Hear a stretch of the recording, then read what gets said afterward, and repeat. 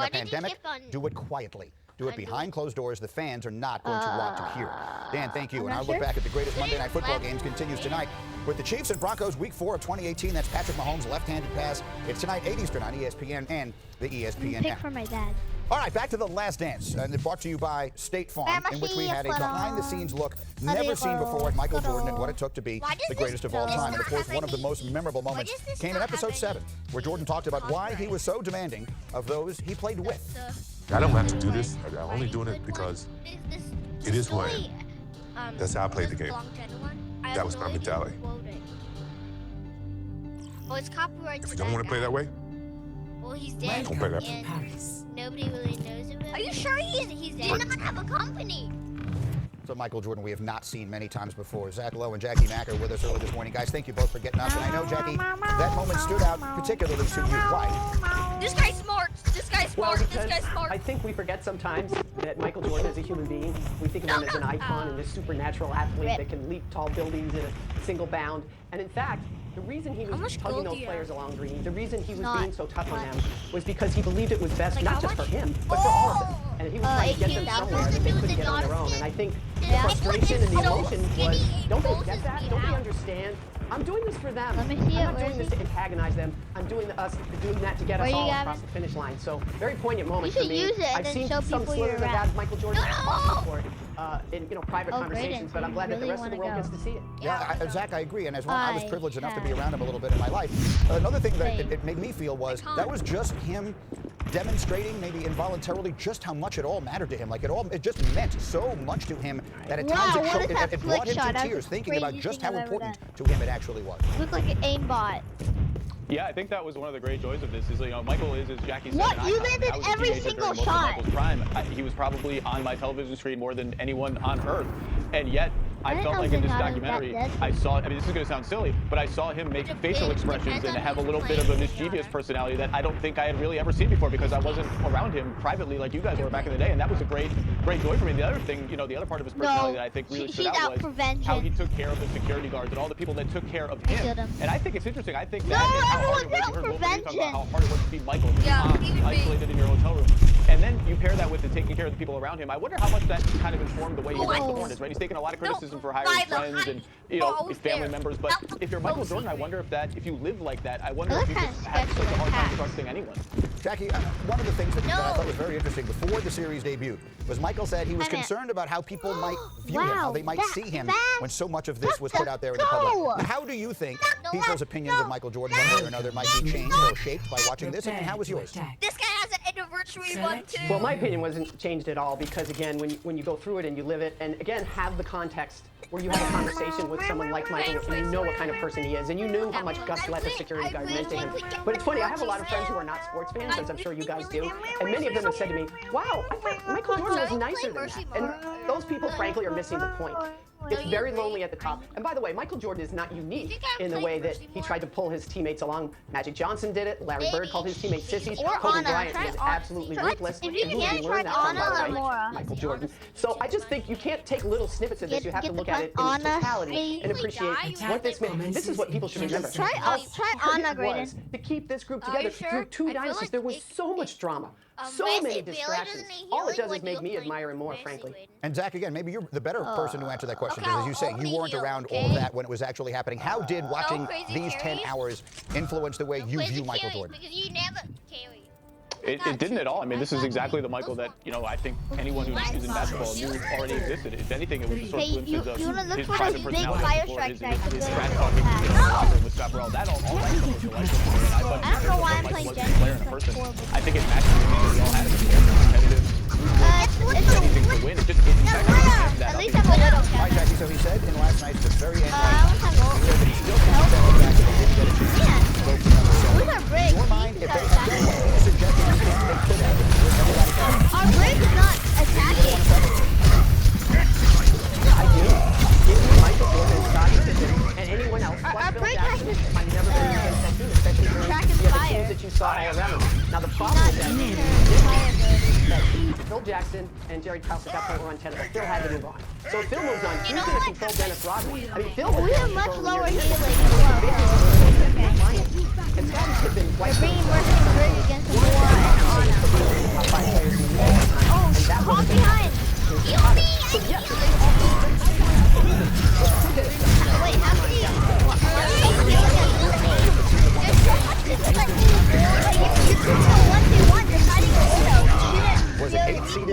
team playing without Patrick Ewing by the time they got to the finals. It certainly feels like if Michael had somehow held that group together, he might have certainly gotten back to the finals to begin with. Well, but remember, Michael was hurt. But if you're playing Widow, you have to pick up that Widow. I'm not sure when that happened, or if that happened after all year was over, but he was going to miss considerable time if he had come back. The other thing to Yeah, Jackie's but point, you're not going to need healing if you pick up that Widow. but I wonder if Jerry Reinsdorf steps in. Take her out. Use Widow. Guess what? You get to keep your job, but I'm hoping Please, can someone get this Widow? Oh, that's a really big shatter. fulfill makes the situation tenable to survive here. And I agree with Jackie. Yeah, they're aging, they're tired, they're mentally exhausted. Who's beating them? Who's beating that team? I don't know who's beating that team, and I would have liked to see it have another shot. And I think having Jerry Reinsdorf get the last word last night put a lot of the blame where it should have been and where it wasn't in the first 2 episodes, and that's on the guy that has the ultimate authority and responsibility. Oh man, the mustache. So, Jackie, I guess I would finish with this. I just started up this role for you a couple of minutes ago. What do you think Jerry Reinsdorf legacy with regards to all of this? He got into the Hall of Fame. No one's on payload. I need healing.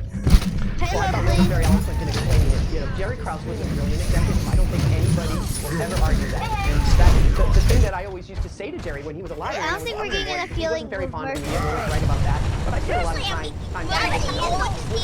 Jerry, you are so accomplished. I You can't have all heal these people anyone talk else. about. I Don't keep telling the organization to win championships. Look at the players saying he really appreciates the job. I'm not sure By the way, because Widow shouldn't need healing, and it's very hard to look at it. It's not your fault. Younger than you are. You never saw Michael Jordan. What do you think they should start No one can hide from the 60 seconds remaining. Well, first of all, Devin, respect on the road. Second of all, that the guy is an unvarnished. This is what it takes to play at the highest level, both as a competitor and as. I just don't think people who are around the game realize how hard it is to be a superstar in the NBA. How many demands there are on your. We're not doing anything as Widow. You could be Donovan Mitchell. We're doing very little DPS.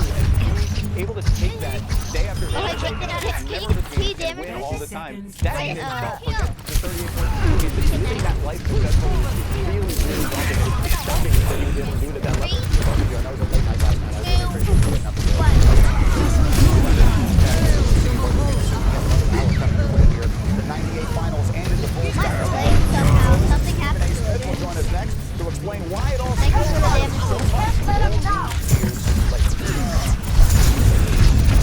Domino's, we think it's good to look on the bright side right now. I finally got some toilet paper. Oh, Devin! I let you push it! I'm trying to! What? I really like that I can wear yoga pants every day. And you can still get specialty This is chicken, our stuffed cheesy birthday bread, medium thing. 2-topping pizzas, or any 2 or more mix and match items for just $5.99 each. So that's something else to be glad about. This was my fault. Glad I don't have to share with you guys. That's the spirit. Robert Mondavi Wrigley vowed to make a birthday. grape wine for every American table. That's exactly what he did. The spirit lives on in every bottle of Woodbridge by Robert Mondavi, from one for all. Prepare your defenses. We were told the recent Select tragedy was. your hero.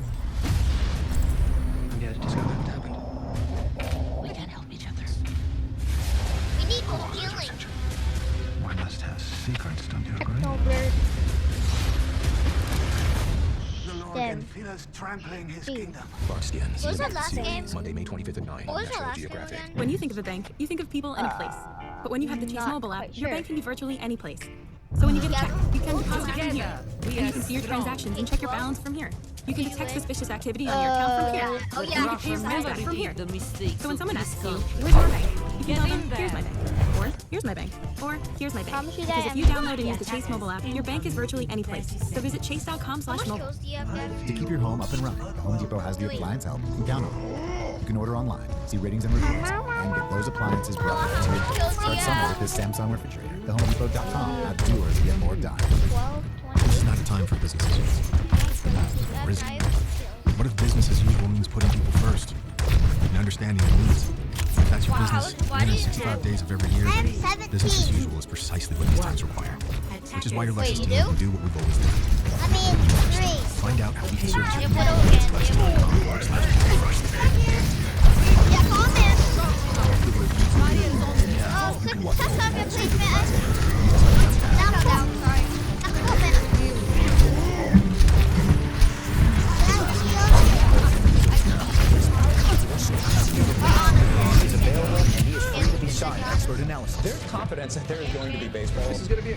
scenario. And the best storytelling in sports. All ESPN. Introducing the Hometown Collection by Fanatics. Wrap your team in city with this collection of locally inspired graphics designed for the fan. Available at Fanatics.com.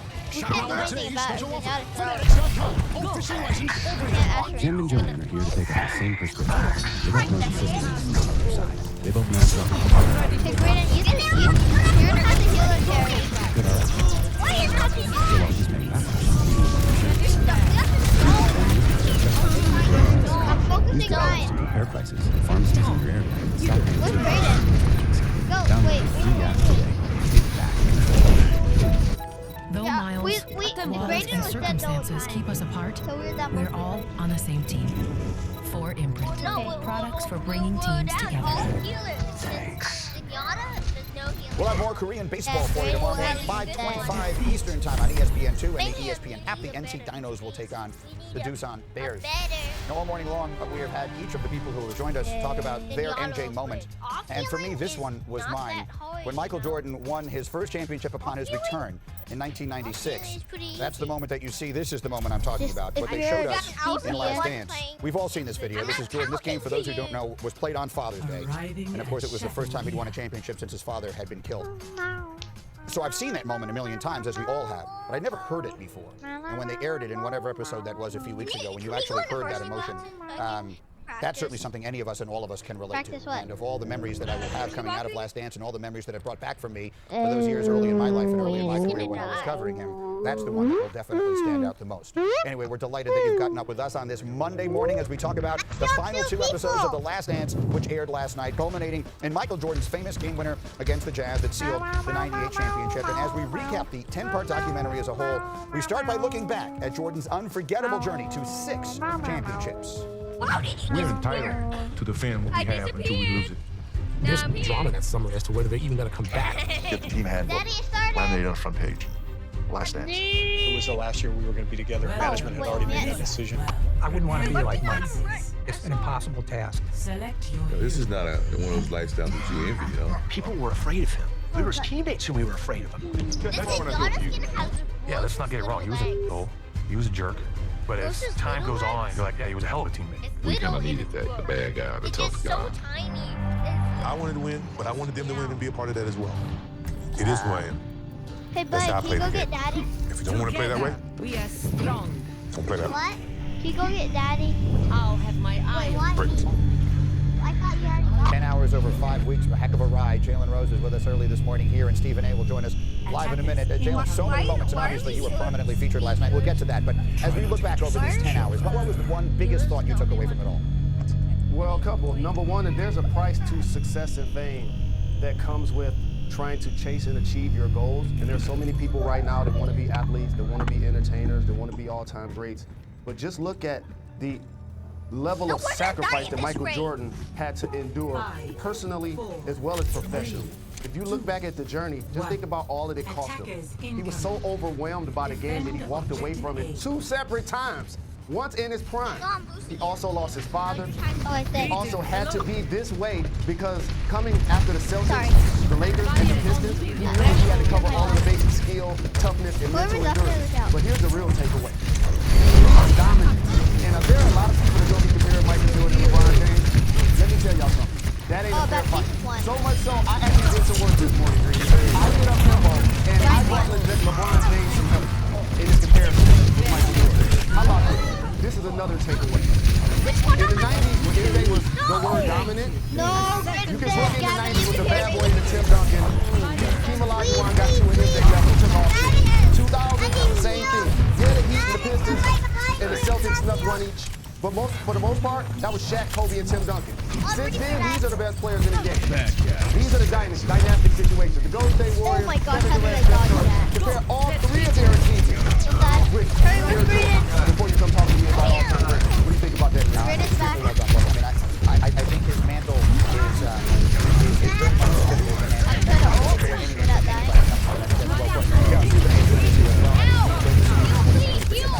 I got a pick. What? How did I know? Bridget so nice. Stay alive. Oh, I'm low. Okay, I'm going. It was so elite, so much tougher than today's era. That's not to say that the talent is better or the talent is cheaper, but based on the rules of the game, the level of volatility that was allowed, etc., you had to go in order to get to the mountaintop per se. I think that has to be taken into consideration. So looking at the greatness of Michael Jordan's time, think that's LeBron what they bring to the game. And stop it there. Think about what LeBron has to go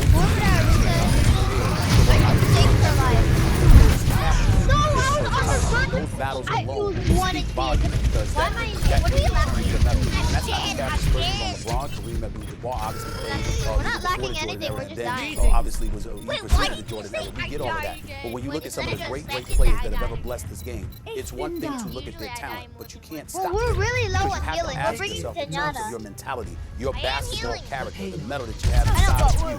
Would you have been able to endure what Michael Jordan came down on top? I don't think that today's game we have the lowest healing healers. Anybody that could have done that if the rules were what they were. The rules are now what they were. So we need to use the Discord for a game. Right field open.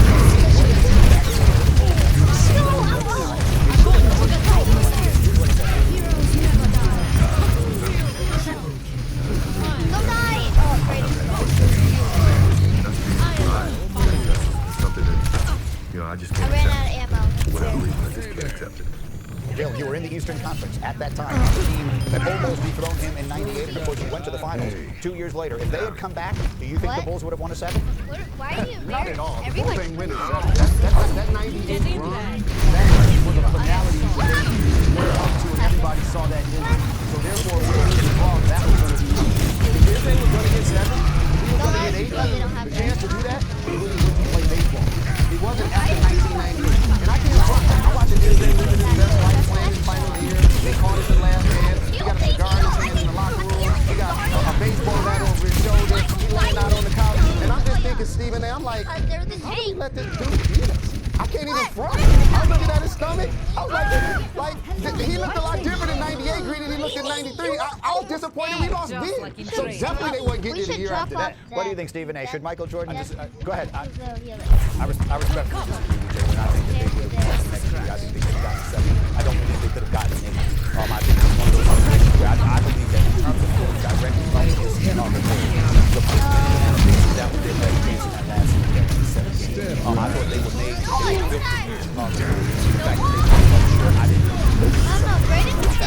however, I believe I was the 7th spot. Because if you remember, the Spurs beat the Knicks in that lockout.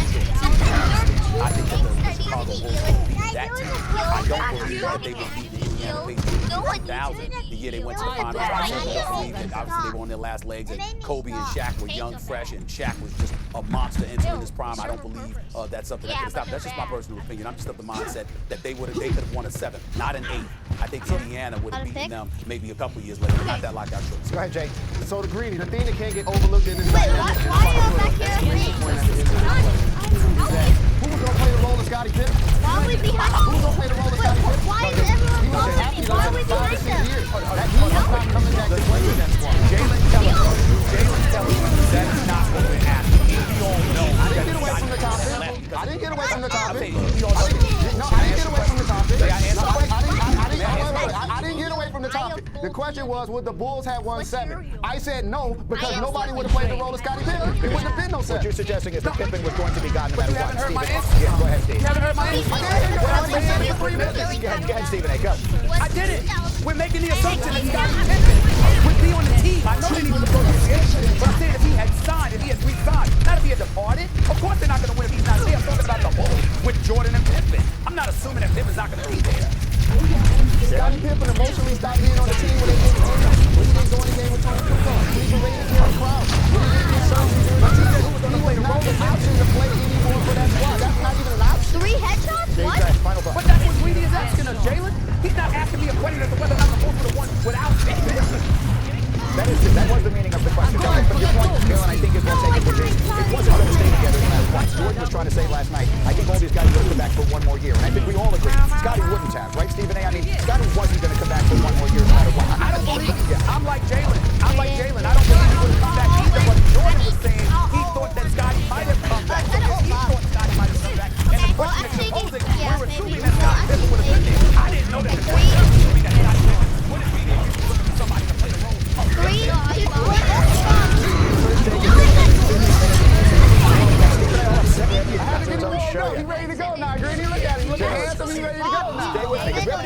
about the series that you were in that we saw you all over last night.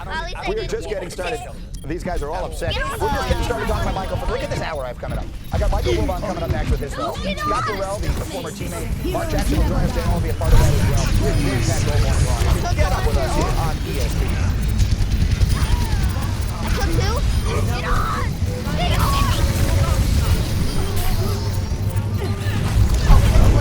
Oh, actually, it's a 2v2. Wait, what? How? Sorry. Here's a razor that works differently. The Gillette Skin Guard. It has a guard between the blades that helps protect skin. The Gillette Skin Guard. These days, you've got new routines, new responsibilities, and even a few new coworkers too. But the one thing that isn't new I stole it for is making sure that you time to with those who love you. Don't die. Don't die. Don't die.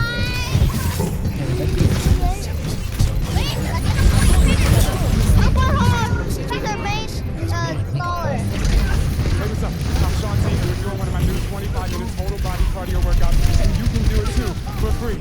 All you gotta do is text me right now, and I'll text you a free membership to Beachbody On Demand so you can access this workout plus all of my other workout programs for well, at least free. they got an Let's overtime. go. The number one reason people have for not working out is they don't have time. T25 is the answer. I literally packed an hour's worth of results in 25 minutes. Yeah, those results happen in 25 minutes a day. Then there's Insanity, the hardest workout program I ever created. No weights, no equipment. Your body is your equipment. I mean, check out these results. They are crazy. And then their size, my fat blasting cardio dance program. These dance moves are so much fun, it doesn't even feel like exercise. And you're dancing to popular music, and it's fun, and you're burning calories. It really works. There's also hip hop abs, old school, tilt, tuck, and tighten. This program is timeless, no sit-ups, no crazy ab exercises. She got those abs without sit-ups. How crazy is that? Then we have Transform 20, a total body step program that's designed for you to get results, commit, climb, and conquer in just 20 minutes a day. Or have fun dancing with your working body. You can even burn crazy calories during the asylum, or push your body to the max in 30 minutes doing Insanity Max 30, and you will max out. That's over $1,200 of my fitness programs that you can try for free. Plus, you'll get unlimited access to over $8,000 of Beachbody's other best-selling fitness and nutrition programs for free. 3, 2, 1, time. All right, workout's over. All right, this is your last chance to claim your free membership. Text YO to 303030. That's YO to 303030. And we'll see you on demand. Let's go. Good job, y'all. In these challenging and uncertain times, health insurance for you and your family is now more important than ever. One free call can tell you if you qualify. Anyone who's looking for health insurance, or anyone just looking for a better plan or a lower price, may now qualify. Do you need health insurance for you and your family? Anyone who wants health insurance, or anyone who just needs a better plan or a lower price, even if you have pre-existing conditions or no insurance at all, can now call the Health Advisor toll-free helpline. Don't worry if you've missed the deadline in the past. The Health Advisor toll-free helpline is health insurance coverage.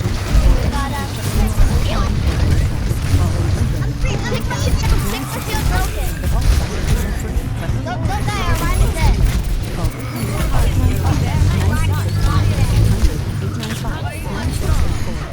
What? How did I die?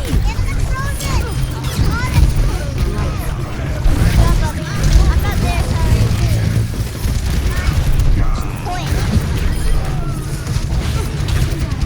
We are back on Get Up and continuing to look back at the last 5 weeks and 10 episodes of Last Dance. We focused on Michael Jordan's final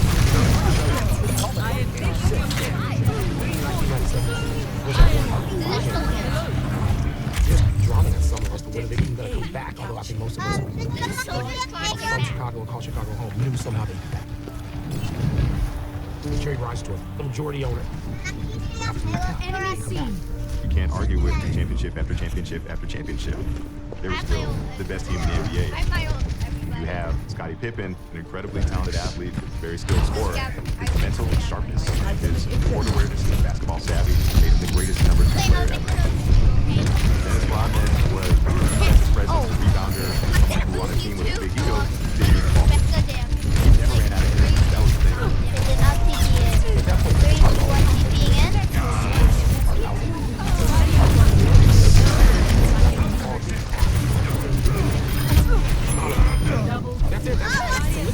What is that nano? I did so much damage. Here he is, Michael Wilbon.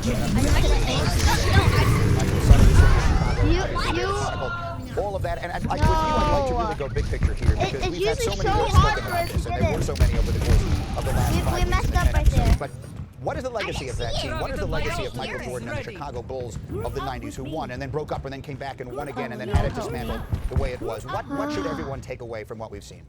Well, because of Jordan Green, that was the most Man, but it's willful usually so hard to die to that. dramatic. It's usually almost impossible to die to it. It's just we didn't respond this time. Behind it to me, I did not and I was there. It's the drama Do you that have Bill sound and effects Michael turned on? managed. I mean, the drama wasn't managed by the general manager. Wait, your sound effects are too low. It's gonna be on. The owner might have to consult with the commissioner. That's any of that. He's dead. Michael Jordan and Bill. I can ult. I'm going to get full fake out. No, you won! Milo, you won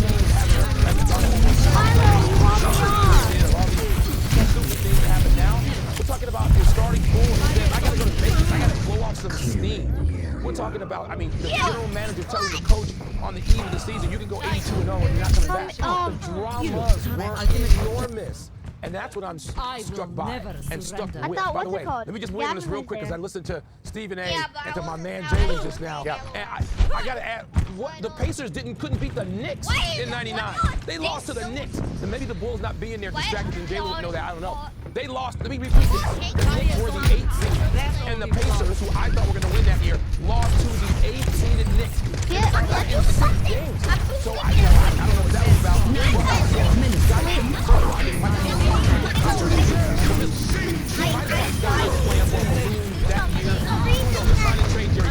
Guys, start lasering and start lasering.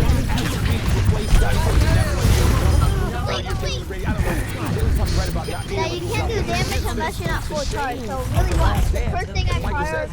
We didn't get the chance. Jalen and everybody else listening who's ever played basketball on the playground knows this. Winners keep playing. Winners don't stop. Give me that mercy. The winner keeps playing. We got next. They didn't have next. That's the shame of the last dance, and Michael puts it. And he has told me this a million times. I said, well, aren't you satisfied with being 6-0? No, I wanted to run it back. Run it back is a phrase that translates in any language. You stay on the court if you are the winners. And the Bulls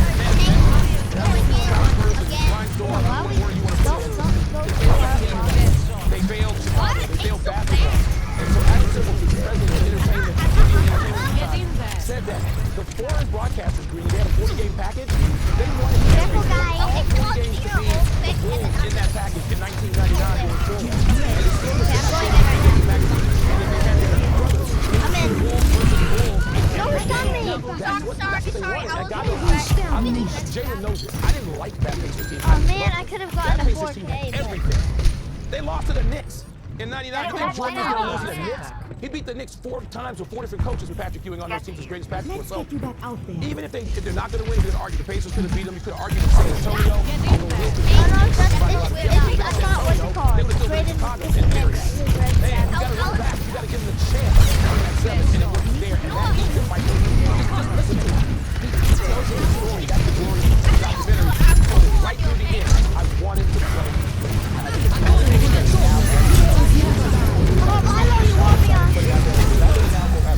so in that regard, it is really the closure of Michael Jordan as a basketball player and his career. So what does it mean? How the best said there come up with his how do you describe what Michael Jordan was and remains in the culture of sports? Wait, where were you? Sorry. Jim Brown, Shaq was on man, that list. Those are the only two I can think of. But really, 22 years later, we are still fascinated by Michael Jordan and his power. I mean, I'm talking about the power of personality, what winning means, how he defined it. 22 years later, we're talking 29 years after the selection of the Dream Team, 29 years after the first championship. He just shot the ball like he just twisted his head. Didn't know Jordan have come into the town. People like us who live through it, we can't get enough of it, and it's a trip down memory lane. And you look at it and you say, what else out there equals this? Like, who else would I watch a documentary on 20 years later, 10 parts? Would I watch one on Shaq and Kobe if you could make it now? Yes, I would. And you have to add some more years, but God knows, until that's a long time, I would watch it. Would I watch it on Tom Brady? I don't know if they're gonna fascinate me the way that Michael Jordan did and still does. I mean, it's just a limited universe. The Bronx Zoo, Yankees, I don't know. Now we've gone back too far. I don't know that we're going to Martin, Reggie Jackson, that whole group. Talking about a limited number of entities that would endlessly fascinate you, that would obsess you. A nation, a world, a sporting world, a global sports we need to get it before overtime. And it doesn't stop people to talk about it, so that's what Jordan left. That's the mark. And the one thing I have left here, why do you think he chose to do it now? What is it on the website? Why do you think he Look, he said this in episode 7. Are you here, Graydon? I want people to know from me who I was, why I did what I did. How to walk. I mean, he said it in episode 7. That was before overtime. Get it before overtime. Michael said, I don't want to understand why. People don't, they won't get it. And Jason said to him, essentially, okay, make them get it. This is your chance to make them get it. They can understand, they will understand. You explain it.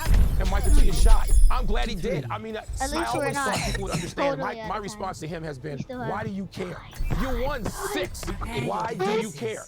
And he does care. He's always cared. There was times where I said to Michael, you're Michael Jordan. What are you talking about? You don't owe anybody any explanation. And ultimately, I mean, for the longest time, Greenie, he didn't do it. And he did it now, and aren't we all thankful that he did it? Michael, you're the best. Thanks a million for getting up early here, and I will see you soon. Have a great summer. We'll check in soon. Thanks very much for doing this. Sounds good, Greenie. Thanks for having me. Basically doing a heat. The great Michael Wilbon with us here. Coming up, we saw Michael Jordan demanding a lot from his teammates during the last games, especially from Scott Burrell. How tough was it for Burrell? We'll ask him. He joins us live next, and Mark Jackson right after that. Let's get up on ESPN. I have no idea how the last guy died. At Domino's, we think it's important to look on the bright side right now. I finally got some toilet paper on Monday. I don't know how